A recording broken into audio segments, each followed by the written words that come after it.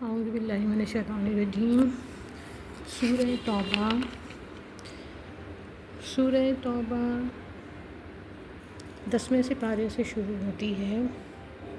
سورہ توبہ مدینے میں اتری اور اس میں 129 آیتیں اور 16 رکوع ہیں۔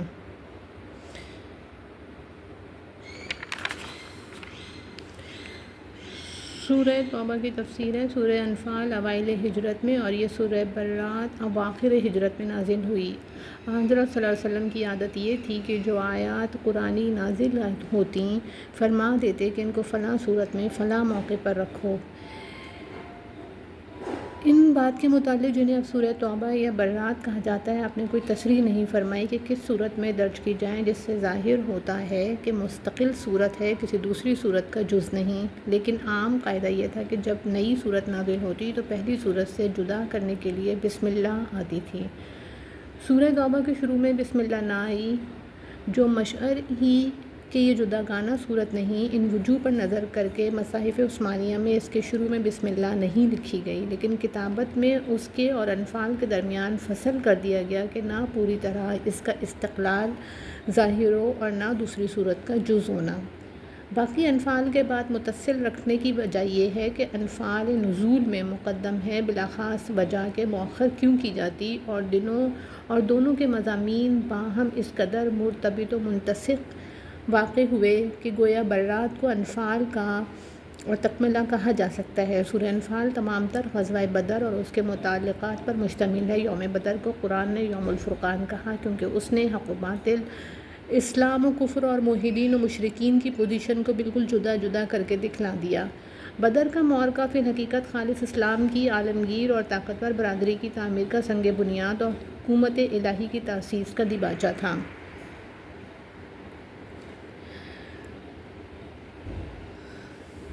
والذین کفروا بعضهم اولیاء بعض کے مقابلے میں جس خالص اسلامی برادری کے قیام کی طرف انفال کے خاتمے پر فی الارض و فساد کبیر کہہ کر توجہ دلائی ہے، اس کا صریح اقتضا ہے کہ اس عالمگیر برادری کا کوئی طاقتور اور زبردست مرکز حسی طور پر بھی دنیا میں قائم ہو، جو ظاہر ہے جزیرۃ العرب کے سوا نہیں ہو سکتا، جس کا صدر مقام مکہ معظمہ ہے۔ انفال کے آخر میں یہ بھی جتلا دیا گیا تھا کہ جو مسلمان مکہ وغیرہ سے ہجرت کر کے نہیں آئے اور کافروں کے زیر سایہ زندگی بسر کر رہے ہیں، دارالاسلام کے آزاد مسلمانوں پر ان کی ولایت و رفاقت کی کوئی ذمہ داری نہیں۔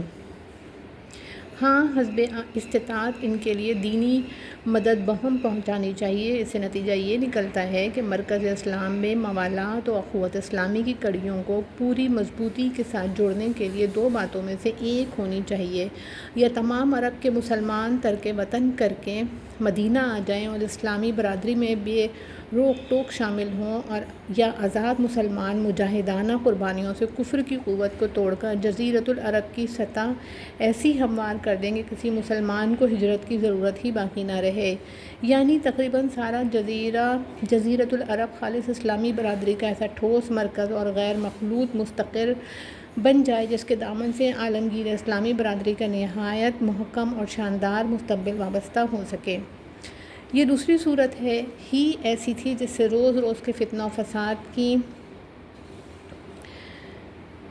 بے ختمی ہو سکتی تھی اور مرکز اسلام کفار کے اندرونی فتنوں سے بالکل پاک و صاف اور آئے دن کی بدعہدیوں اور ستمرانیوں سے پورا مامون و مطمئن ہو کر تمام دنیا کو اپنی عالمگیر برادری میں داخل ہونے کی دعوت دے سکتا تھا۔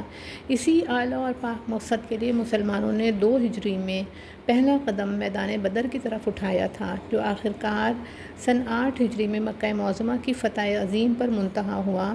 جو فتنے اشاعت یا حفاظت اسلام کی راہ میں مزاحم ہوتے رہتے تھے، فتح مکہ نے ان کی جڑوں پر تیشہ لگایا، لیکن یہ ضرورت تھی کہ وقاتلوہم کے مرکز سورہ انفال رکوع 5 کے امتثال میں اسلامی برادری کے مرکز اور حکومت الہیہ کے مستقر و جزیرۃ العرب کو فتنے کے جراثیم سے بالکلیہ صاف کر دیا جائے، تاکہ وہاں سے تمام دنیا کو اسلامی دیانت اور حقیقت تہذیب کی دعوت دیتے وقت تقریباً سارا جزیرۃ العرب یک جان و یک زبان ہو اور کوئی اندرونی کمزوری یا خلفشار بیرونی مزاحمتوں کے ساتھ مل کر اس مقدس مشن کو نقصان نہ پہنچا سکے۔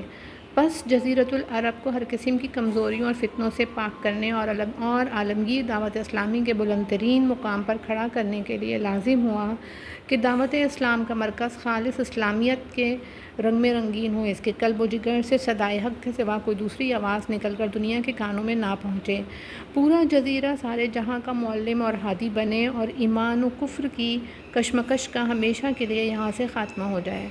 سورہ برات کے مضامین کا یہی حاصل ہے۔ چنانچہ چند روز میں خدا کی رحمت اور سچائی کی طاقت سے مرکز اسلام ہر طرح کے وسائس کفر و شرک سے پاک ہو گیا اور سارا عرب متحد ہو کر شخص واحد کی طرح تمام عالم میں نور ہدایت اور عالمگیر اسلامی اخوت پھیلانے کا کفیل و ضامن بنا۔ الغرض سورہ انفال میں جس چیز کی ابتدا تھی، سورہ توبہ یعنی برات میں اس کی انتہا ہے۔ اسی لیے اول بآخر نسبت دارت کے موافق برات کو انفال کے ساتھ بطور تکملہ ملحق کر دیا گیا، اور بھی مناسبات ہیں جن کو علماء نے تفاسیر میں بیان کیا ہے۔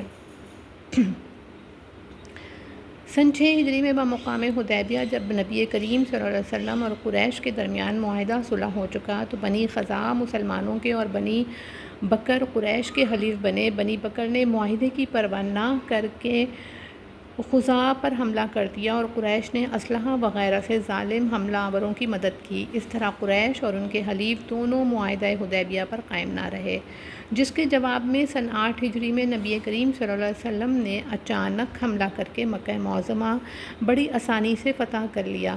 ان قبائل کے سوا دوسرے قبائل عرب سے مسلمانوں کا میعادی یا غیر میعادی معاہدہ تھا، جن میں سے بعض اپنے معاہدے پر قائم رہے۔ بہت سے قبائل وہ تھے جن سے کسی قسم کا معاہدہ نہیں ہوا تھا۔ اس صورت کی مختلف آیات مختلف قبائل کے متعلق نازل ہوئی ہیں۔ شروع کی آیات میں غالباً ان مشرکین کا ذکر ہے جن سے معاہدہ تھا مگر میعادی نہ تھا، ان کو اطلاع کر دی گئی کہ ہم آئندہ معاہدہ رکھنا نہیں چاہتے، 4 ماہ کی مہلت تم کو دی جاتی ہے کہ اس مدت کے اندر اسلامی برادری میں شامل ہو جاؤ یا وطن چھوڑ کر مرکز ایمان و توحید کو اپنے وجود سے خالی کر دو، اور یا جنگی مقابلے کے لیے تیار ہو جاؤ، لیکن یہ خوب سمجھ لینا کہ تم خدا کی مشیت کو روک نہیں سکتے۔ اگر اسلام نہ لائے تو وہ تم کو دنیا اور آخرت میں رسوا کرنے والا ہے۔ تم اپنی تدبیروں اور حیلہ بازیوں سے اسے عاجز نہ کر سکو گے۔ باقی جن قبائل سے کوئی معاہدہ ہی نہ تھا، ممکن ہے انہیں بھی 4 ماہ کی مہلت دی گئی ہو، اور اس کے بعد کی آیتوں کا اعلان عام سن 9 ہجری میں حج کے موقع پر تمام قبائل عرب کے سامنے حضرت علی کرم اللہ وجہہ نے کیا۔ حج کو اکبر اس لیے کہا کہ عمرہ حج اصغر ہے، اور یوم الحج الاکبر سے 10ویں تاریخ عید الاضحیٰ کا دن یا 9ویں تاریخ عرفہ کا دن مراد ہے۔ یہ اعلان غالباً ان قبائل کے حق میں تھا جنہوں نے میعادی معاہدہ کیا پھر خود ہی عہد شکنی کی، مثلاً بنی بکر یا قریش وغیرہ۔ ہم یعنی ایسے لوگوں سے کوئی معاہدہ باقی نہیں رہا۔ اگر یہ سب لوگ شرک و کفر سے توبہ کر لیں تو ان کی دنیا اور آخرت دونوں سنور جائیں گی، نہیں تو خدا کا جو کچھ ارادہ ہے تطہیر جزیرۃ العرب کا وہ پورا ہو کر رہے گا۔ کوئی طاقت اور تدبیر اسے مغلوب نہیں کر سکتی بے شک، اور کافروں کو کفر و بدعہدی کی سزا مل کر رہے گی۔ ان قبائل کی عہد شکنی اگرچہ فتح مکہ کی سن 8 ہجری سے پہلے ہو چکی تھی، بلکہ اسی کے جواب میں مکہ فتح کیا گیا، تاہم سن 9 ہجری کے موقع پر اس کا بھی اعلان عام کرایا گیا تاکہ واضح ہو جائے کہ اس قسم کے جتنے لوگ ہیں ان سے کسی قسم کا معاہدہ باقی نہیں رہا۔ یہ استثناء ان قبائل کے لیے ہے جن کا معاہدہ میعادی تھا، پھر وہ اس پر برابر قائم رہے، کچھ کوتاہی ایفائے عہد میں نہیں کی، نہ بذات خود کوئی کارروائی خلاف عہد کی، اور نہ دوسرے بدعہدوں کو مدد پہنچائی۔ مثلاً بنی زمرہ و بنی مدلج، ان کے متعلق اعلان کر دیا گیا کہ میعاد معاہدہ منقضی ہونے تک مسلمان بھی برابر معاہدے کا احترام کریں گے۔ میعاد ختم ہونے کے بعد کوئی جدید معاہدہ نہیں، اس وقت ان کے لیے بھی وہی راستہ ہے جو اوروں کے لیے تھا۔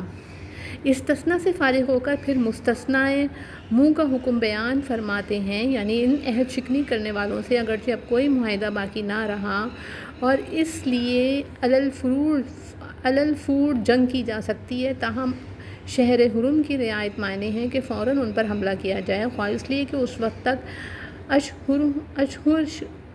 تک اشہر حرم میں ابتداً قتال کرنا ممنوع ہوگا، یا مصلحتاً کہ تھوڑی سی بات کے لیے عام لوگوں میں کیوں تشویش پیدا کی جائے، کیونکہ ان مہینوں میں قتال کی حرمت ان کے یہاں معروف و مسلم چلی آتی تھی۔ بہرحال ماہ محرم کے ختم تک ان کو مہلت دی گئی کہ جو چاہیں اپنا بندوبست کر لیں۔ اس کے بعد تطہیر جزیرۃ العرب کی خاطر جنگ سے چارہ نہیں، جو کچھ برتاؤ جنگ میں ہوتا ہے، مارنا، پکڑنا، گھیرنا، داؤ لگانا، کھات میں رہنا، وہ سب ہوگا، البتہ اگر بظاہر کفر سے توبہ کر کے اسلامی برادری میں داخل ہو جائیں، جس کی بڑی علامت نماز ادا کرنا اور زکوٰۃ دینا ہے، تو پھر مسلمانوں کو ان سے تعرض کرنے اور ان کا راستہ روکنے کی اجازت نہیں۔ رہا باطن کا معاملہ، وہ خدا کے سپرد ہے، مسلمانوں کا معاملہ اس کے ظاہر کو دیکھ کر ہوگا۔ اس آیت سے معلوم ہوا کہ اگر کوئی شخص کلمہ اسلام پڑھ کر نماز ادا نہ کرے یا زکوٰۃ نہ دے تو مسلمان اس کا راستہ روک سکتے ہیں۔ امام احمد رحمۃ اللہ علیہ، امام شافعی رحمۃ اللہ علیہ، امام مالک رحمۃ اللہ علیہ کے نزدیک اسلامی حکومت کا فرض ہے کہ تارک صلاۃ اگر توبہ نہ کرے تو اسے قتل کر دے۔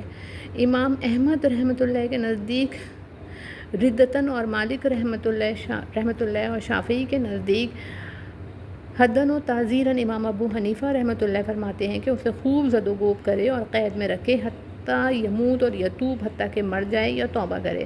بہرحال تخلیہ سبیل کسی کے نزدیک نہیں رہے۔ مانعین زکوٰۃ، ان کے اموال میں سے حکومت جبراً زکوٰۃ وصول کرے، اور اگر وہ لوگ مل کر حکومت سے آمادہ پیکار ہوں تو راہ راست پر لانے کے لیے جنگ کی جائے۔ حضرت ابوبکر صدیق رضی اللہ تعالیٰ عنہ نے مانعین زکوٰۃ پر جو جہاد کیا تھا، اس کا واقعہ کتب حدیث و تاریخ میں مشہور و معروف ہے۔ پہلے فرمایا تھا کہ اگر اپنی کفریات سے توبہ کر کے اسلام میں داخل ہو جائیں تو مامون ہے۔ ممکن تھا کسی شخص کو اصول اسلام سے آگاہی نہ ہو، وہ تحقیق و رفع و شکوک کی غرض سے مسلمانوں کے پاس آنا چاہے، اس کی نسبت فرما دیا کہ اپنی پناہ اور حفاظت میں لے کر خدا کا کلام اور اسلام کے حقائق و دلائل سنو، اگر قبول نہ کرے تو اس کو قتل مت کرو، بلکہ کہیں ٹھکانے پر امن کی جگہ پہنچا دو، جہاں پہنچ کر وہ مامون و مطمئن ہو جائے، اس کے بعد وہ سب کافروں کے برابر ہے۔ یہ امن دینے کا حکم اس لیے ہے کہ اسلامی اصولوں و حقائق سے ان لوگوں کو آگاہی نہیں ہے، لہٰذا ان کے سامنے حق خوب طرح واضح کر دینا چاہیے۔ اگر اس کے بعد بھی عناد برتے تو تبین الرشد من الغی کے بعد دین میں کوئی اکراہ نہیں۔ پچھلی آیات میں جو برات کا اعلان کیا گیا تھا، یہاں اس کی حکمت بیان فرماتے ہیں، یعنی ان مشرکین عرب سے کیا عہد قائم رہ سکتا ہے اور آئندہ کیا صلح ہو سکتی ہے، جن کا حال تو مسلمانوں کے ساتھ یہ ہے کہ اگر کسی وقت ذرا قابو تم پر حاصل کر لیں تو ستانے اور نقصان پہنچانے میں نہ قرابت کا مطلق لحاظ کریں اور نہ قول و قرار کا، چونکہ اتفاق سے تم پر غلبہ اور قابو حاصل نہیں ہے، اس لیے محض زبانی عہد و پیمان کر کے تم کو خوش رکھنا چاہتے ہیں، اور ورنہ ان کے دل ایک منٹ کے لیے بھی اس عہد پر راضی نہیں، ہر وقت عہد شکنی کا موقع تلاش کرتے رہتے ہیں، چونکہ ان میں اکثر لوگ غدار اور بد عہد ہیں۔ اگر کوئی اکا دکا وفائے عہد کا خیال بھی کرتا ہے تو کثرت کے مقابلے میں اس کی کچھ پیش نہیں کی جاتی۔ بہرحال ایسی دغاباز بدعہد قوم سے خدا اور اس کا رسول کیا عہد ہو سکتا ہے؟ البتہ جن قبائل سے تم بالخصوص مسجد حرام کے پاس معاہدہ کر چکے ہو، سو تم ابتدا کر کے نہ توڑو، جب تک وہ وفاداری کے راستے پر سیدھے چلیں۔ تم بھی ان سے سیدھے رہو اور بڑی احتیاط رکھو کہ کوئی حقیر سے حقیر بات ایسی نہ ہونے پائے جس سے تمہارا دامن عہد شکنی کی گندگی سے داغدار ہو۔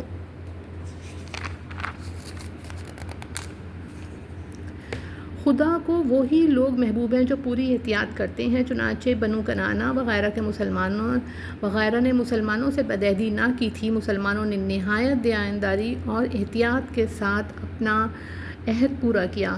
اعلان برات کے وقت ان کے معاہدے کی میعاد منقضی ہونے میں 9 مہینے باقی تھے، ان میں معاہدے کی کامل پابندی کی گئی، یعنی یہ مشرکین وہ لوگ ہیں جنہوں نے دنیا کی تھوڑی سی طمع اور اپنی اغراض و اہواء کی خاطر خدا کے احکام و آیات کو رد کر دیا، اس طرح خود بھی خدا کے راستے پر نہ چلے اور دوسروں کو بھی چلنے سے روکا۔ جو ایسے بدترین اور نالائق کاموں میں پھنسے ہوں اور خدا سے نہ ڈریں، وہ عہد شکنی کے وبال سے کیا ڈریں گے اور اپنے قول و قرار پر کیا قائم رہیں گے؟ یعنی کچھ تمہارے ہی ساتھ نہیں بلکہ مسلمان نام سے ان کو بیر ہے۔ کوئی مسلمان ہو، موقع پانے پر اس کو نقصان پہنچانے کے لیے سب تعلقات، قرابت اور قول و قرار اٹھا کر رکھ دیتے ہیں۔ اس بارے میں ان کی ظلم و زیادتی حد سے بڑھی ہوئی ہے۔ یعنی اب بھی اگر کفر سے توبہ کر کے احکام دینیہ، نماز، زکوٰۃ وغیرہ پر عمل پیرا ہوں تو نہ صرف یہ کہ آئندہ کے لیے محفوظ و مامون ہو جائیں گے بلکہ اسلامی برادری میں شامل ہو کر ان حقوق کے مستحق ہوں گے جن کے دوسرے مسلمان مستحق ہیں۔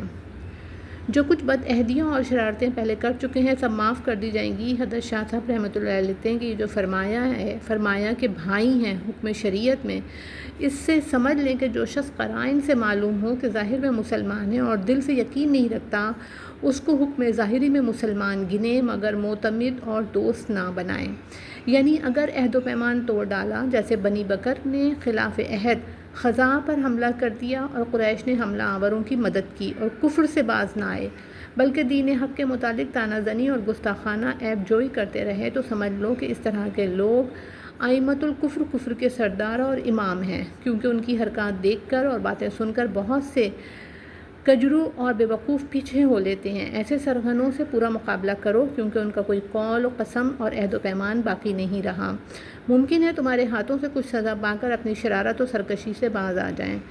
قریش نے قسمیں اور معاہدے توڑ دیے تھے کیونکہ خلاف عہد خزاں کے مقابلے میں بنو بکر کی مدد کی اور ہجرت سے پہلے پیغمبر علیہ السلام کو وطن مقدس مکہ معظمہ سے نکالنے کی تجاویز سوچیں اور وہی نکلنے کا سبب بنے۔ مکے میں بے قصور مسلمانوں پر بیٹھے بٹھائے مظالم کی ابتدا کی۔ جب ابو سفیان کا تجارتی قافلہ بچ نکلا تو ازراہ نخوت و رعونت بدر کے میدان میں مسلمانوں سے جنگ کی چھیڑ کرنے کے لیے گئے اور صلح حدیبیہ کے بعد بھی اپنی جانب سے عہد شکنی کی ابتدا کی کہ مسلمانوں کے حلیف خزاں کے مقابلے پر بنو بکر کی پیٹھ ٹھونکتے رہے اور اسلحہ وغیرہ سے ان کی امداد کرتے رہے۔ آخرکار مسلمان ان سے لڑے اور مکہ معظمہ کو مشرکین کے قبضے سے پاک کیا۔ غرض یہ معلوم ہوتا ہے کہ جو کوئی قوم اس طرح کے احوال رکھتی ہے اس سے جنگ کرنے میں مسلمانوں کو کسی وقت کچھ تامل نہیں ہونا چاہیے۔ اگر ان کی طاقت و جمعیت اور ساز و سامان کا خوف ہو تو مومنین کو سب سے بڑھ کر خدا کا خوف ہونا چاہیے۔ خدا کا ڈر جب دل میں آ جائے پھر سب ڈر نکل جاتے ہیں۔ ایمان کا تقاضا یہ ہے کہ بندہ خدا کی نافرمانی سے ڈرے اور اس کے قہر و غضب سے لرزاں و ترساں رہے، کیونکہ نفع و ضرر سب اسی کے ہاتھ میں ہیں۔ کوئی مخلوق ادنا سے ادنا نفع و ضرر پہنچانے پر بدون اس کی مشیت کے قادر نہیں۔ اس آیت میں مشروعیت جہاد کی اصلی حکمت پر متنبہ فرمایا ہے۔ قرآن کریم میں اقوام ماضیہ کے جو قصے بیان فرمائے ہیں ان سے ظاہر ہوتا ہے کہ جب کوئی قوم کفر و شرارت اور انبیاء علیہ السلام کی تکذیب و عداوت میں حد سے بڑھ جاتی تھی تو قدرت کی طرف سے کوئی تباہ کن آسمانی عذاب ان پر نازل کیا جاتا تھا جس سے ان کے سارے مظالم اور کفریات کا دفتن خاتمہ ہو جاتا تھا۔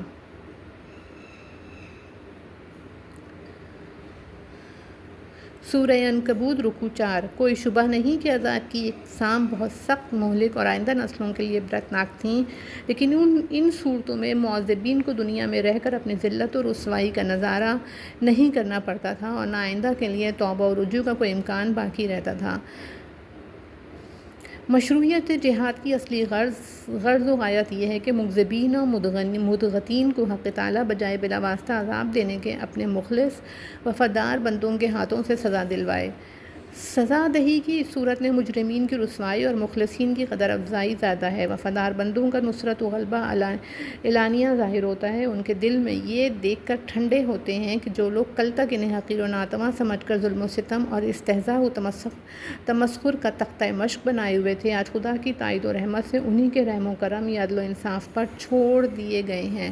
کفر و باطل کی شوکت و نمائش کو دیکھ کر جو اہل حق گھٹتے رہتے تھے یا جو ضعیف و مظلوم مسلمان کفار کے مظالم کا انتقام نہ لے سکنے کی وجہ سے دل ہی دل میں غیظ کھا کر چپ ہو رہتے تھے، جہاد فی سبیل اللہ کے ذریعے سے ان کے قلوب تسکین پاتے تھے۔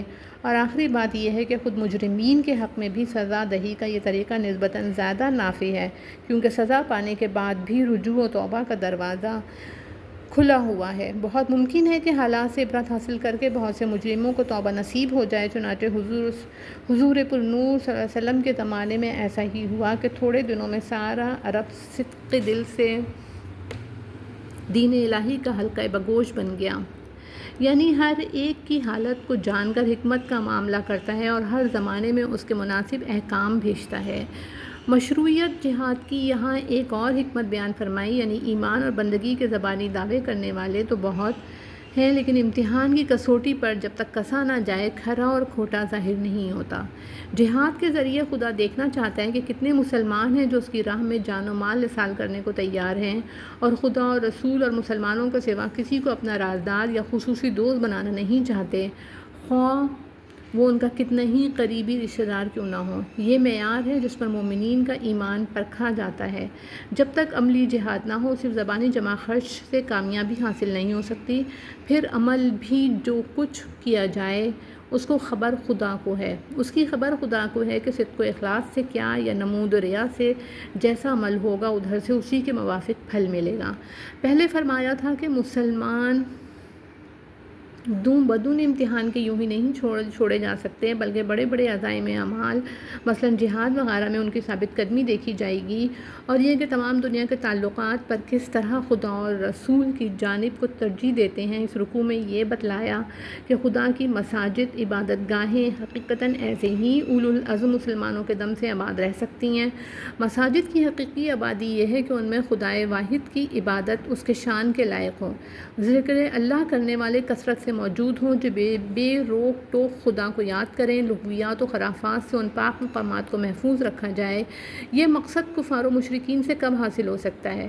دیکھیے، مشرکین مکہ بڑے فخر سے اپنے کو مسجد حرام کا متولی اور خادم کہتے تھے، مگر ان کی بڑی خدمت گزاری یہ تھی کہ پتھر کی سینکڑوں مورتیاں کعبے میں رکھ چھوڑی تھیں، انہی کی نظر و نیاز کرتے اور منتیں مانتے تھے۔ بہت سے لوگ ننگے طواف کرتے تھے، ذکر اللہ کی جگہ سیٹیاں اور تالیاں بجاتے تھے، استغفر اللہ، خدائے واحد کے سچے پرستاروں کو وہاں تک پہنچنے کی اجازت نہ دیتے تھے۔ لے دے کر ان کی بڑی عبادت یہ تھی کہ حاجیوں کے لیے پانی کی سبیل لگا دی، یا حرم شریف میں چراغ جلا دیا، یا کعبے پر غلاف چڑھایا، یا کبھی ضرورت ہوئی تو شکست و ریت کی مرمت کرا دی، مگر یہ اعمال محض بے جان اور بے روح تھے، کیونکہ مشرک کو جب خدا کی صحیح معرفت حاصل نہیں تو کسی عمل میں اس کا قبلہ توجہ اور مرکز اخلاص خدائے وحدہ لا شریک لہ کی ذات منبع کا کمالات میں نہیں ہو سکتی۔ اسی لیے کافر کا کوئی عمل خدا کے نزدیک زندہ اور معتد بعمل نہیں، اسی کو حبطت اعمالہم سے تعبیر فرمایا۔ الغرض کفار و مشرکین جو اپنے حال و قال سے اپنے کفر و شرک پر ہر وقت شہادت دیتے رہتے ہیں، اس لائق نہیں کہ ان سے مساجد اللہ خصوصاً مسجد حرام کی حقیقی تعمیر آبادی ہو سکے۔ یہ کام صرف ان لوگوں کا ہے جو دل سے خدائے واحد اور آخری دن پر ایمان لا چکے ہیں، جوارے سے نمازوں کی اقامت میں مشغول رہتے ہیں، اموال میں سے باقاعدہ زکوٰۃ ادا کرتے ہیں اور خدا کے سوا کسی سے نہیں ڈرتے، اسی لیے مساجد کی صیانت و تطہیر کی خاطر جہاد کے لیے تیار رہتے ہیں۔ ایسے مومنین جو دل، زبان، ہاتھ، پاؤں، مال و دولت ہر چیز سے خدا کے مطیع و فرمانبردار ہیں، ان کا فرض منصبی ہے کہ مساجد کو آباد رکھیں، اور تعمیر مساجد کے جھوٹے دعوے رکھنے والے مشرکین کو خواہ اہل قرابت ہی کیوں نہ ہو وہاں سے نکال باہر کریں، کیونکہ ان کے وجود سے مساجد اللہ کی آبادی نہیں بربادی ہے۔ مشرکین مکہ کو اس پر بڑا فخر و ناز تھا کہ ہم حاجیوں کی خدمت کرتے، انہیں پانی پلاتے، کھانا کپڑا دیتے اور مسجد حرام کی مرمت یا کسوت کعبہ یا تیل بتی وغیرہ کا انتظام کرتے ہیں۔ اگر مسلمان اپنے جہاد و ہجرت وغیرہ پر نازا ہیں تو ہمارے پاس عبادات کا یہ ذخیرہ موجود ہے۔ ایک زمانے میں حضرت عباس رضی اللہ تعالیٰ عنہ نے بھی حضرت علی کرم اللہ وجہہ کے مقابلے میں اسی طرح کی بحث کی تھی، بلکہ صحیح مسلم میں ہے کہ ایک دفعہ چند مسلمان آپس میں جھگڑ رہے تھے۔ کوئی کہتا تھا کہ میرے نزدیک اسلام لانے کے بعد حاجیوں کو پانی پلانے سے زیادہ کوئی عبادت نہیں۔ دوسرے نے کہا میرے خیال میں اسلام کے بعد بہترین عمل مسجد حرام کی خدمت ہے، مثلاً جھاڑو دینا یا روشنی وغیرہ کرنا۔ تیسرا بولا کہ جہاد فی سبیل اللہ تمام عبادات و اعمال سے افضل و اشرف ہے۔ حضرت عمر رضی اللہ تعالیٰ عنہ نے ان کو ڈانٹا کہ تم جمعے کے وقت منبر رسول اللہ صلی اللہ علیہ وسلم کے پاس بیٹھ کر اس طرح بحثیں کر رہے ہو، ذرا صبر کرو، جب حضور جمعے سے فارغ ہو جائیں گے آپ سے یہ چیز دریافت کر لی جائے گی۔ چنانچہ جمعے کے بعد حضور صلی اللہ علیہ وسلم سے سوال کیا تو یہ آیات نازل ہوئیں، یعنی حاجیوں کو پانی پلانا اور مسجد حرام کا ظاہری طور پر بسانا ایمان باللہ اور جہاد فی سبیل اللہ میں سے کسی ایک کے برابر بھی نہیں ہو سکتا، افضل ہونا تو کجا۔ یہاں جہاد کے ساتھ ایمان باللہ کا ذکر یا تو اس لیے کیا کہ مشرکین کے فخر و غرور کا جواب بھی ہو جائے کہ تمام عبادات کی روح ایمان باللہ ہے، اس روح کے بدون پانی پلانا یا مسجد حرام کی خدمت کرنا محض مردہ عمل ہے، تو یہ بے جان اور مردہ عمل ایک زندہ جاوید عمل کی برابری کیسے کر سکتا ہے؟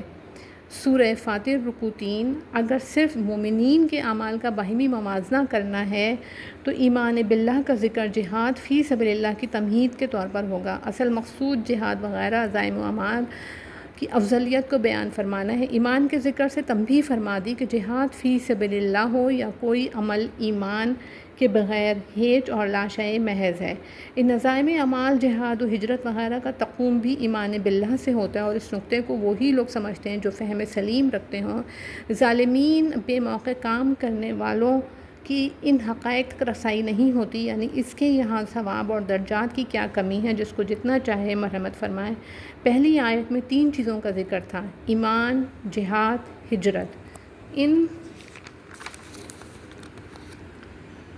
3 پر بشارت بھی 3 چیزوں کو دی: رحمت، رضوان، خلود فی الجنہ۔ ابو حیان نے لکھا ہے کہ رحمت ایمان پر مرتب سے، ایمان نہ ہو تو آخرت میں خدا کی رحمت اور مہربانی کا کوئی حصہ نہیں مل سکتا، اور رضوان جو بہت ہی اعلیٰ مقام ہے، جہاد فی سبیل اللہ کا صلہ ہے۔ مجاہد فی سبیل اللہ تمام نفسانی حظوظ و تعلقات ترک کر کے خدا کے راستے میں جان و مال نثار کرتا اور خدا کی خوشنودی حاصل کرنے کے لیے انتہائی قربانی پیش کرتا ہے۔ اس کا صلہ بھی انتہائی ہونا چاہیے اور وہ حق تعالی شانہ کی رضا کا مقام ہے۔ باقی ہجرت وہ خدا کے لیے وطن مالوف اور گھر بار چھوڑنے کا نام ہے۔ اس لیے مہاجر کو خوشخبری دی گئی کہ تیرے وطن سے بہتر وطن اور تیرے گھر سے بہتر گھر تجھ کو ملے گا، جس میں ہمیشہ اعلیٰ و درجہ کی آسائش و راحت سے رہنا ہوگا، جس سے ہجرت کرنے کی کبھی نوبت نہ آئے گی۔ پچھلی آیات میں بتلایا تھا کہ جہاد و ہجرت اعظم و افضل ترین اعمال ہیں۔ بسا اوقات ان دونوں اعمال میں خویش و اقارب، کنبہ اور برادری کے تعلقات خلل انداز ہوتے ہیں۔ اس نے فرما دیا کہ جن لوگوں کو ایمان سے زیادہ کفر عزیز ہے، ایک مومن انہیں کیسے عزیز رکھ سکتا ہے؟ مسلمان کی شان نہیں کہ ان سے رفاقت اور دوستی کا دم بھرے، حتیٰ کہ یہ تعلقات اس کو جہاد و ہجرت سے مانع ہو جائیں۔ ایسا کرنے والے گنہگار بن کر اپنی جانوں پر ظلم کر رہے ہیں۔ یعنی اگر خدا اور رسول کے احکام کا امتثال اور ہجرت یا جہاد کرنے سے یہ خیال مانع ہو کہ کنبہ برادری چھوٹ جائے گی، اموال تلف ہوں گے، تجارت مندی پڑ جائے گی یا بند ہو جائے گی، آرام کے مکانوں سے نکل کر بے آرام ہونا پڑے گا، تو پھر خدا کی طرف سے حکم سزا کا انتظار کرو جو اس تن آسانی اور دنیا طلبی پر آنے والا ہے۔ جو لوگ مشرکین کی موالات یا دینی خواہشات میں پھنس کر احکام الہیہ کی تعمیل نہ کریں، ان کو حقیقی کامیابی کا راستہ نہیں مل سکتا۔ حدیث میں ہے کہ جب تم بیلوں کی دم پکڑ کر کھیتی باڑی پر راضی ہو جاؤ گے اور جہاد چھوڑ بیٹھو گے تو خدا تم پر ایسی ذلت مسلط کر دے گا جس سے کبھی نکل نہ سکو گے، یہاں تک کہ پھر اپنے دین جہاد فی سبیل اللہ کی طرف واپس آؤ۔ بے شک رب العالمین۔ پچھلی آیت میں تنبیہ کی گئی تھی کہ جہاد فی سبیل اللہ کے بعد مومنین کو کنبہ، برادری، اموال و املاک وغیرہ کسی چیز پر نظر نہ ہونی چاہیے۔ یہاں آگاہ فرمایا کہ مجاہدین کو خود اپنی فوجی جمعیت و کثرت پر گھمنڈ نہ کرنا چاہیے۔ نصرت و کامیابی اکیلے خدا کی مدد سے ہے، جس کا تجربہ پیشتر بھی بہت سے میدانوں میں تم کر چکے ہو۔ بدر، قریظہ و نذیر اور حدیبیہ وغیرہ میں جو کچھ نتائج رونما ہوئے وہ محض امداد الہی اور تائید غیبی کا کرشمہ تھا، اور اب اخیر میں غزوہ حنین کا واقعہ تو ایسا صریح اور عجیب و غریب نشان آسمانی نصرت و امداد کا ہے جس کا اقرار سخت مان دشمنوں تک کو کرنا پڑا ہے۔ فتح مکہ کے بعد فوراً آپ کو اطلاع ملی کہ حوازن و ثقیف وغیرہ بہت سے قبائل عرب نے ایک لشکر جرار تیار کر کے بڑے ساز و سامان سے مسلمانوں پر حملہ کرنے کا ارادہ کیا ہے۔ یہ خبر پاتے ہی آپ نے 10,000 مہاجرین و انصار کی فوج گراں لے کر جو مکہ فتح کرنے کے لیے مدینہ سے ہمراہ آئی تھی، طائف کی طرف کوچ کر دیا۔ 2,000 طلقابی جو فتح مکہ کے وقت مسلمان ہوئے تھے آپ کے ہمراہ تھے۔ یہ پہلا موقع تھا کہ 12,000 کی عظیم الشان جمعیت کیل کانٹے سے لیس ہو کر میدان جہاد میں نکلے۔ یہ منظر دیکھ کر بعض صحابہ سے نہ رہا گیا اور بے ساختہ بول اٹھے کہ جب ہم بہت تھوڑے تھے اس وقت ہمیشہ غالب رہے، تو آج ہماری اتنی بڑی تعداد کسی سے مغلوب ہونے والی نہیں۔ یہ جملہ مردان توحید کی زبان سے نکلنا بارگاہ احدیت میں ناپسند ہوا۔ ابھی مکہ سے تھوڑی دور نکلے تھے کہ دونوں لشکر مقابل ہوئے۔ فریق مخالف کی جمعیت 4000 تھی، جو سر کو کفن باندھ کر اور سب عورتوں بچوں کو ساتھ لے کر ایک فیصلہ کن جنگ کے لیے پوری تیاری سے نکلے تھے۔ اونٹ، گھوڑے، مواشی اور گھروں کا کل اندوختہ کوڑی کوڑی کر کے اپنے ہمراہ لے آئے تھے۔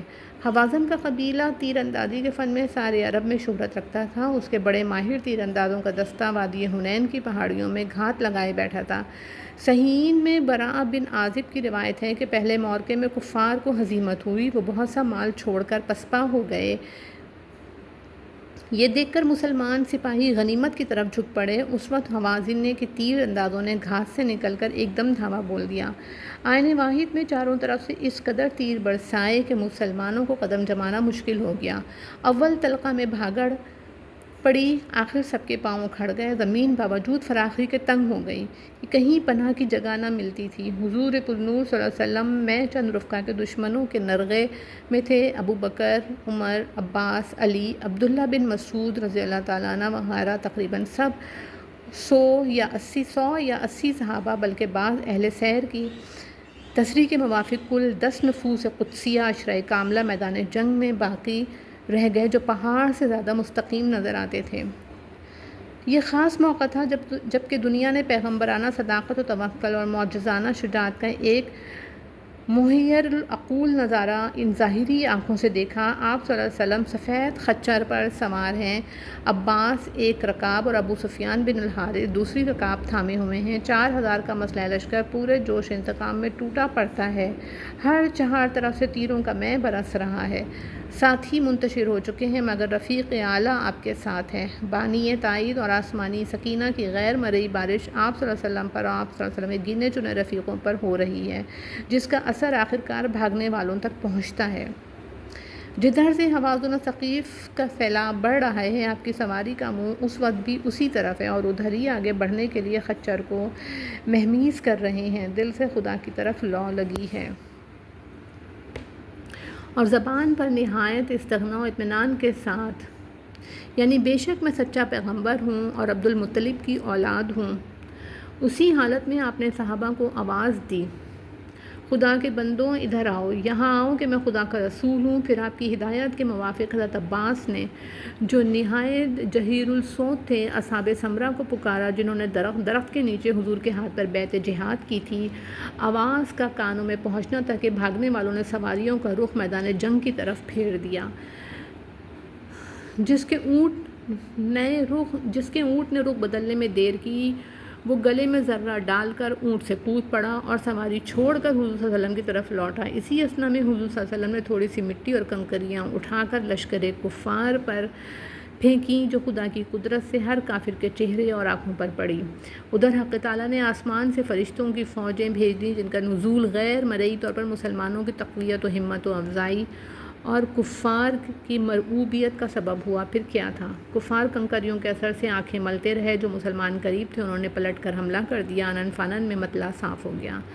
بہت سے بھاگے ہوئے مسلمان لوٹ کر حضور صلی اللہ علیہ وسلم کی خدمت میں پہنچے تو دیکھا لڑائی ختم ہو چکی، ہزاروں قیدی آپ کے سامنے بندھے کھڑے ہیں اور مال غنیمت کے ڈھیر لگے ہوئے ہیں۔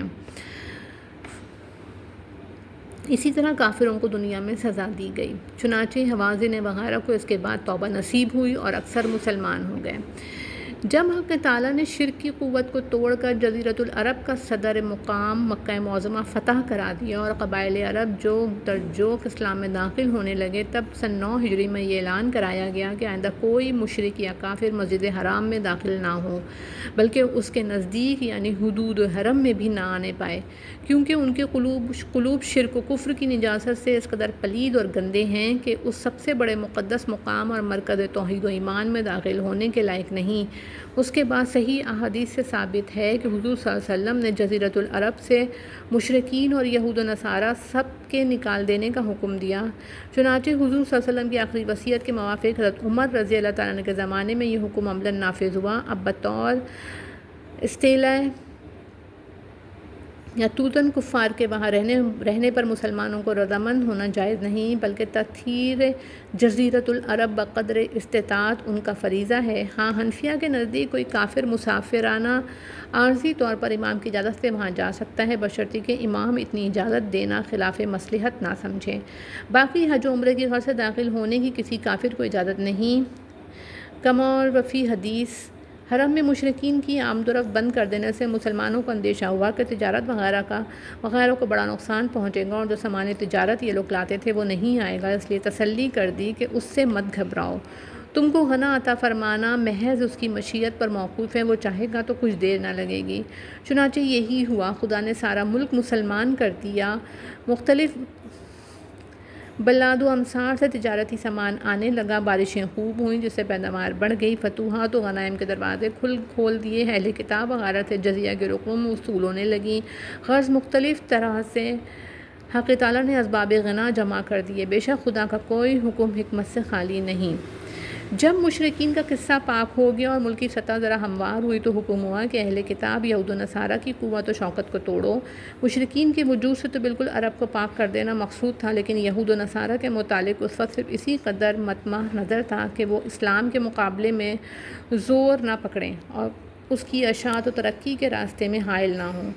اس لیے اجازت دی گئی کہ اگر یہ لوگ ماتحت رعیت بن کر جزیہ دینا منظور کریں تو کچھ مذائقہ نہیں، قبول کر لو، اور پھر حکومت اسلامیہ ان کے جان و مال کی محافظ ہوگی، ورنہ ان کا علاج بھی وہی ہے جو مشرکین کا تھا، یعنی مجاہدانہ قتال، کیونکہ یہ بھی اللہ اور یوم آخرت پر جیسا چاہے ایمان نہیں رکھتے، جیسا چاہیے ایمان نہیں رکھتے، نہ خدا اور رسول کے احکام کی کچھ پرواہ کرتے ہیں۔ رسول کریم صلی اللہ علیہ وسلم کی تو کجا اپنے تسلیم کردہ نبی حضرت مسیح علیہ السلام کی سچی پیروی نہیں کرتے، محض اہواء و آراء کا اتباع کرتے جو سچا دین پہلے آیا، یعنی حضرت مسیح علیہ السلام وغیرہ کے زمانے میں، اور جو اب نبی آخر الزماں صلی اللہ علیہ وسلم لے کر آئے، کسی کے قائل نہیں، بلکہ جیسا کہ عنقریب آتا ہے اس کوشش میں لگے رہتے ہیں کہ خدا کا روشن کیا ہوا چراغ اپنی پھونکوں سے گل کر دیں۔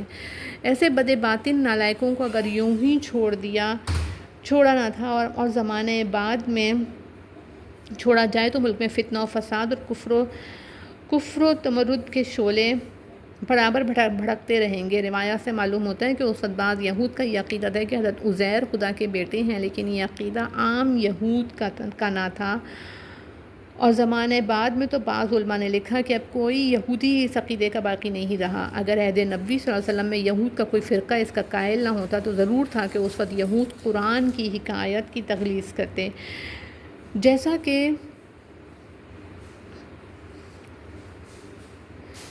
سن کر عدی بن حاتم نے اعتراض کیا تھا کہ احبار و رہبان کو رب تو کوئی نہیں مانتا۔ اس کا جواب نبی کریم صلی اللہ علیہ وسلم نے دیا جو آگے آتا ہے۔ بس انبیاء عزیر کے عقیدے کو ان کی طرف نسبت کرنا اور ان کا اعتراض و انکار کہیں منقول نہ ہونا اس کی دلیل ہے کہ ضرور اس وقت اس خیال کے لوگ موجود تھے،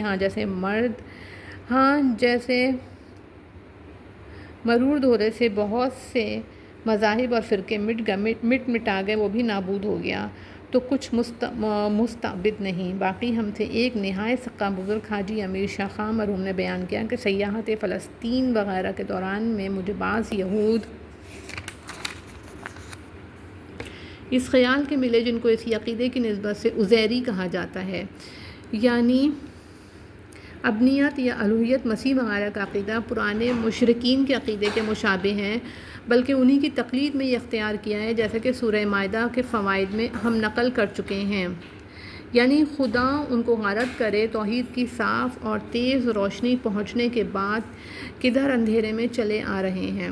ان کے علماء و مشائخ جو کچھ اپنی طرف سے مسئلہ بنا دیتے، خواہ حلال کو حرام یا حرام کو حلال کہہ دیتے، اسی کو سند سمجھتے کہ بس خدا کے ہاں ہم کو چھٹکارا ہو گیا۔ کتب سماویہ سے کچھ سروکار نہ تھا، محض احبار و رہبان کے احکام پر چلتے تھے، اور ان کا یہ حال تھا کہ تھوڑا سا مال یا جاہی فائدہ دیکھا اور حکم شریعت کو بدل ڈالا، جیسا کہ 2-3 آیتوں کے بعد مذکور ہے، پر جو منصب خدا کا تھا یعنی حلال و حرام کی تشریح و علماء و مشائخ کو دے دیا گیا، اس لحاظ سے فرمایا کہ انہوں نے عالموں اور درویشوں کو خدا ٹھہرا لیا۔ نبی کریم صلی اللہ علیہ وسلم نے عدی بن حاتم کے اعتراض کا جواب دیتے ہوئے اسی طرح کی تشریح فرمائی ہے، اور حضرت حذیفہ سے بھی ایسا ہی منقول ہے۔ عالم کا قول عوام کو سند ہے جب تک وہ شرح سے سمجھ کر کہے، جب معلوم ہو کہ خود اپنی طرف سے کہا یا تمام وغیرہ سے کہا پھر سند نہیں۔ یعنی توحید خالص اور اسلام کا آفتاب جب چمک اٹھا پھر یہ دوغلی باتیں اور مشرکانہ دعاوی کہاں فروغ پا سکتے ہیں؟ یہ کوشش کہ بے حقیقت اور بے مغز باتیں بنا کر اور فضول بحث و جدل کر کے نور حق کو مدھم کر دیں، ایسی ہی کوئی بے وقوف منہ سے پھونکیں مار کر چاند یا سورج کی روشنی کو بجھانا اور مان کرنا چاہے، یاد رکھو خواہ یہ کتنے ہی جلیں مگر خدا نور اسلام کو پوری طرح پھیلا کر رہے گا۔ اسلام کا غلبہ باقی ادیان پر معقولیت اور حجت و دلیل کے اعتبار سے یہ تو ہر زمانے میں بحمدللہ نمایاں طور پر حاصل رہا ہے۔ مسلمان اصول اسلام کے پوری طرح پابند اور ایمان و تقویٰ کی راہوں میں مضبوط اور جہاد فی سبیل اللہ میں ثابت قدم تھے یا آئندہ ہوں گے، اور دین حق کا ایسا غلبہ کہ باطل ادیان کو مغلوب کر کے بالکل صفائے ہستی سے محو کر دے، یہ نزول مسیح علیہ السلام کے بعد قریب قیامت کے ہونے والا ہے۔ یعنی روپیہ لے کر احکام شریعہ اور اخبار الہیہ کو بدل ڈالتے ہیں، ادھر عوام الناس نے انہیں جیسے پہلے گزرا خدائی کا مرتبہ دے رکھا ہے، جو خود غلط سلط کہہ دیں وہ انہی کے نزدیک حجت ہے۔ اس طرح یہ علماء و مشائخ نذرانے وصول کرنے اور اپنی سیادت و ریاست قائم رکھنے کے لیے عوام کو مکر و فریب کے جال میں پھنسا کر راہ حق سے روکتے رہتے ہیں، کیونکہ عوام اگر ان کے جال سے نکل جائیں اور دین حق اختیار کر لیں تو ساری آمدنی بند ہو جائے۔ یہ حال مسلمانوں کو سنایا تاکہ متنبہ ہو جائیں کہ امتوں کی خرابی اور تباہی کا بڑا سبب 3 جماعتوں کا خراب و بے راہ ہونا ہے اور اپنے فرائض کو چھوڑ دینا ہے: علماء، مشائخ اور اغنیاء و رؤسا۔ ان میں سے 2 کا ذکر تو ہو چکا، تیسری جماعت رؤسا کا آگے آتا ہے۔ ابن المبارک رحمۃ اللہ علیہ نے خوب فرمایا، جو لوگ دولت اکٹھی کریں خواہ حلال طریقے سے ہو مگر خدا کے راستے میں خرچ نہ کریں، مثلا زکوٰۃ نہ دیں اور حقوق واجبہ نہ نکالیں، ان کی یہ سزا ہے تو اسی سے ان احبار و رہبان کا انجام معلوم کر لو جو حق کو چھپا کر یا بدل کر روپیہ بٹورتے ہیں اور ریاست قائم رکھنے کی حرص میں عوام کو خدا کے راستے سے روکتے پھرتے ہیں۔ بہرحال دولت وہ اچھی ہے جو آخرت میں وبال نہ بنے۔ بخیل و دولت مند سے جب خدا کے راستے میں خرچ کرنے کو کہا جائے تو اس کی پیشانی پر بل پڑ جاتے ہیں، زیادہ کہو تو اعراض کر کے ادھر سے ادھر پہلو بدل لیتا ہے، اگر اس پر بھی جان نہ بچی تو پیٹھ پھیر کر چل دیتا ہے۔ اسی لیے سونا چاندی تپا کر انہی 3 موقعوں پر پیشانی، پہلو، پیٹھ پر داغ دیے جائیں گے تاکہ اس کے جمع کرنے اور گاڑنے کا مزہ چکھ لے۔ میرے نزدیک اوپر سے سلسلہ مضمون کا یوں ہے کہ گزشتہ رکوع میں مشرکین کے بعد اہل کتاب یہود و نصارہ اسے جہاد کرنے کا حکم دیا، پھر رکوع حاضر کے شروع میں بتلایا کہ ان کے عقائد اور طور طریق بھی مشرکین سے ملتے جلتے ہیں۔ ان کا عزیر و مسیح کو خدا کا بیٹا کہنا ایسا ہی ہے جیسے مشرکین ملائکۃ اللہ کو خدا کی بیٹیاں کہتے تھے، بلکہ نصارہ میں انبیاء مسیح کا عقیدہ مشرکین کی تقلید سے آیا ہے۔ وہ بتوں کو خدائی کا درجہ دیتے ہیں، انہوں نے مسیح و روح القدس کو خدا ٹھہرا لیا، باوجود اوائل کتب کے احبار و رہبان کے احکام کو شریعت الہیہ کا بدل تجویز کر لیا، یعنی احبار و رہبان رشوتیں لے کر اور حرام مال کھا کر جس چیز کو حلال یا حرام کر دیتے، احکام سماوی کی جگہ انہی کو قبول کر لیا جاتا۔ ان کا یہ طریقہ ٹھیک مشرکین کے طریقے سے مشابہ ہے۔ ان کے سرگروہ بھی جس چیز کو چاہتے حلال و حرام ٹھہرا کر خدا کی طرف نسبت کر دیتے تھے، جس کا ذکر سورہ انعام میں مفصل گزر چکا، اور یہاں بھی اس کی ایک مثال بیان کی جاتی ہے۔ عرب میں قدیم سے معمول چلا آتا تھا کہ سال کے 12 مہینوں میں سے 4 مہینے اشہر حرم خاص ادب و احترام کے مہینے میں ذوالحج، محرم، رجب، ان میں خون ریزی اور جدال و قتال قطعاً بند کر دیا جاتا تھا۔ حج و عمرہ اور تجارتی کاروبار کے لیے امن و امان کے ساتھ آزادی سے سفر کر سکتے تھے۔ کوئی شخص ان ایام میں اپنے باپ کے قاتل سے بھی تعرض نہ کرتا تھا، بلکہ بعض علماء نے لکھا کہ اصل ملت ابراہیم میں 4 ماہ اشہر حرم قرار دیے گئے تھے۔ اسلام سے ایک مدت پہلے جب عرب کی وحشت و جہالت سے بڑھ گئی اور باہمی جدال و قتال میں بعض قبائل کی درندگی اور انتقام کا جذبہ کسی آسمانی یا زمینی قانون کا پابند نہ رہا تو نسیئی کی رسم نکالی، یعنی جب کسی زور آور قبیلے کا ارادہ ماہ محرم میں جنگ کرنے کا ہوا تو ایک سردار نے اعلان کر دیا کہ امسال ہم نے محرم کو شہر حرم سے نکل کر حرم سے نکل کر اس کی جگہ سفر کو حرام کر دیا۔ پھر اگلے سال کہہ دیا کہ اس مرتبہ حسب دستور قدیم محرم الحرام اور سفر حلال رہے گا۔ اسی طرح سال میں 4 مہینوں کی گنتی تو پوری کر لیتے تھے، لیکن ان کی تعین میں حسب خواہش رد و بدل کرتے رہتے تھے۔ ابن کثیر کی تحقیق کے موافق نسیئی مہینہ آگے پیچھے کرنے کی رسم صرف محرم و سفر میں ہوتی تھی، اور اس کی وہی صورت تھی جو اوپر مذکور ہوئی۔ امام مغازی محمد بن ابن اسحاق نے لکھا ہے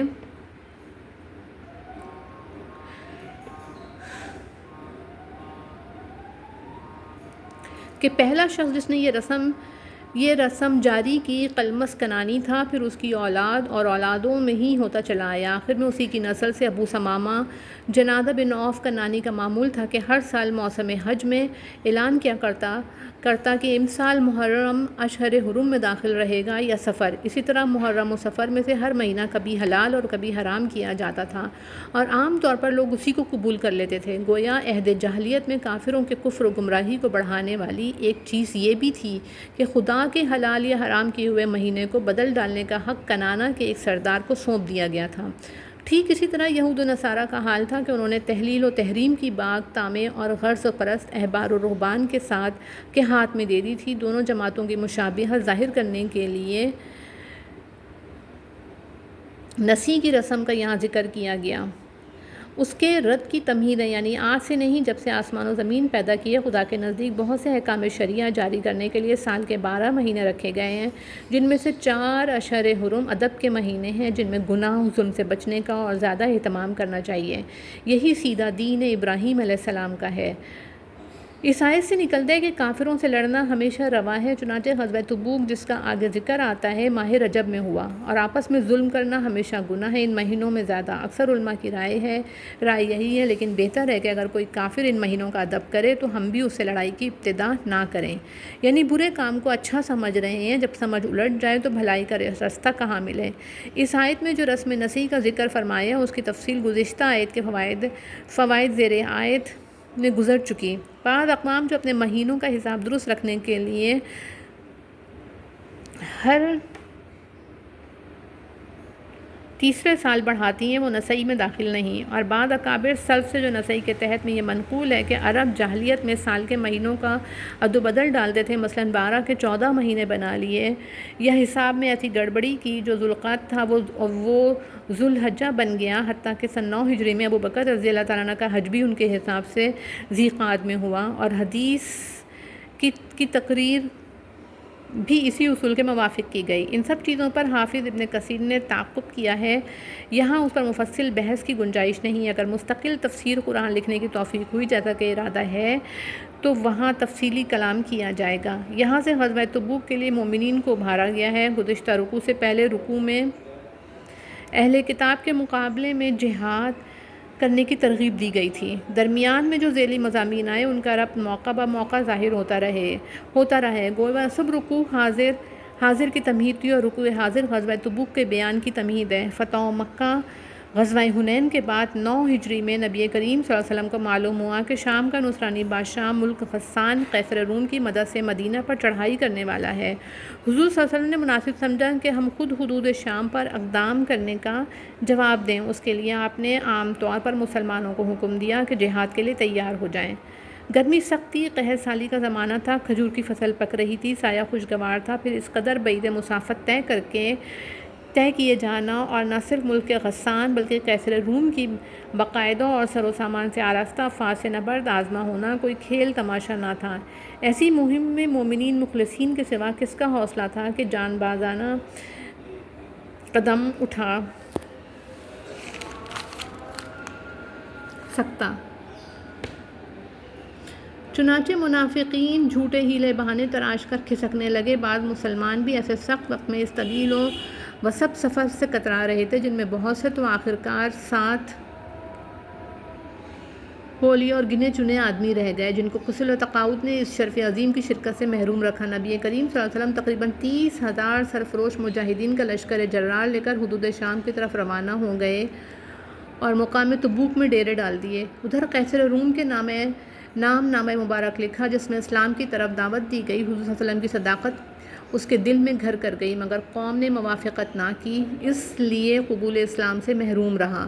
شام والوں کو جب حضور صلی اللہ علیہ وسلم کے ارادے کی اطلاع ہوئی، قیصر روم سے ظاہر کیا، اس نے مدد نہ کی۔ ان لوگوں نے اطاعت کی مگر اسلام نہ لائے۔ تھوڑی مدت کے بعد حضور صلی اللہ علیہ وسلم کی وفات ہوئی اور فاروق اعظم کے عہد خلافت میں تمام ملک شام فتح ہوا۔ جب حضور صلی اللہ علیہ وسلم تبوک سے غالب و منصور واپس تشریف لائے اور خدا نے بڑی بڑی سلطنتوں پر اسلام کی دھاک بٹھلا دی، تو منافقین مدینہ بہت فصیحت ہوئے۔ نیز چند سچے مسلمان جو محض سستی اور کسل کی بنا پر نہ گئے تھے، بے حد نادم و متحسر تھے۔ اس رکوع کے شروع سے بہت دور تک انہی واقعات کا ذکر ہے، مگر زیادہ منافقین کی حرکات و بیان ہوئی ہیں۔ کہیں کہیں مسلمانوں کو خطاب اور ان کے احوال سے تعرض کیا گیا ہے۔ آیت حاضرہ میں مسلمانوں کو بڑی شدت سے جہاد کی طرف ابھارا اور بتلایا ہے کہ تھوڑے سے عیش و آرام میں پھنس کر جہاد کو چھوڑنا گویا بلندی سے پستی کی طرف گر جانے کے مترادف ہے۔ مومن صادق کی نظر میں دنیا کے عیش و آرام کی آخرت کا مقابلے میں کوئی وقت نہیں ہونی چاہیے۔ حدیث میں ہے کہ اگر خدا کے نزدیک دنیا کی وقت کے برابر ہوتی تو کسی کافر کو ایک گھونٹ پانی کا نہ دیتا، یعنی خدا کا کام تم پر موقوف نہیں۔ تم اگر سستی کرو گے، وہ اپنی قدرت کاملہ سے کسی دوسری قوم کو دین حق کی خدمت کے لیے کھڑا کر دے گا۔ تم اس سعادت سے محروم رہو گے جو تمہارے ہی نقصان کا موجب ہے۔ یعنی بالفرض اگر تم نبی کریم صلی اللہ علیہ وسلم کی مدد نہ کرو گے، نہ صحیح ان کا منصور و کامیاب ہونا کچھ تم پر موقوف نہیں۔ ایک وقت پہلے ایسا آ چکا ہے۔ اللہ اکبر۔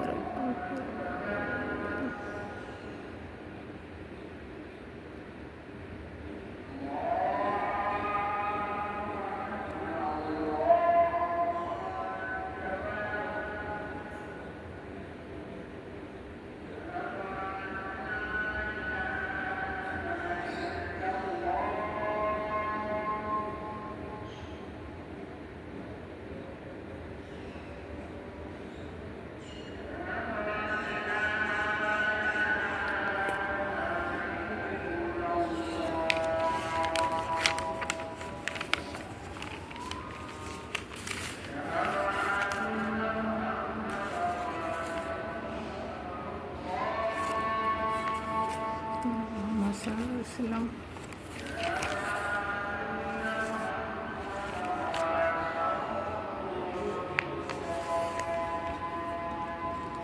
محمد صلی اللہ علیہ وسلم۔